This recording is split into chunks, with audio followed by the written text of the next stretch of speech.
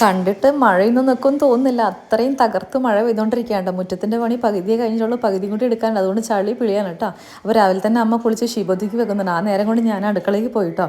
അപ്പോൾ ഇന്ന് പത്തിരിയും ഗ്രീൻ പീസ് കറിയാണ്. പത്തിരിക്ക് വേണ്ടി പൊടി വാട്ടാനായിട്ട് പാത്രത്തിൽ വെള്ളം അതുപോലെ ഉപ്പും ചേർത്ത് ഇളക്കി തിളച്ച് വരുമ്പോഴത്തേക്കും പൊടിയിട്ട് വാട്ടി ചൂടാറായിട്ട് വെച്ചിട്ടോ. അപ്പം ഒന്ന് ഗ്രീൻ പീസ് കറിയാണ്. ഗ്രീൻ പീസിലേക്ക് കഴുകി നന്നായിട്ട് വെള്ളം ഊറ്റി വെച്ചിട്ടുണ്ട്. അതിലേക്ക് കുറച്ചും കൂടി വെള്ളം ഒഴിച്ച് പച്ചക്കറികളും ചേർത്ത് 7-8 വിസിലിൽ കുറച്ച് മഞ്ഞപ്പൊടിയും ചേർത്ത് വേവിച്ചെടുത്തിട്ടുണ്ടായിരുന്നു കേട്ടോ. ചൂടോട് കൂടി തന്നെ പൊടി കുഴച്ചാലേ പൊടിക്ക് നല്ല സോഫ്റ്റ് മയൊക്കെ കിട്ടത്തുള്ളൂ കേട്ടോ.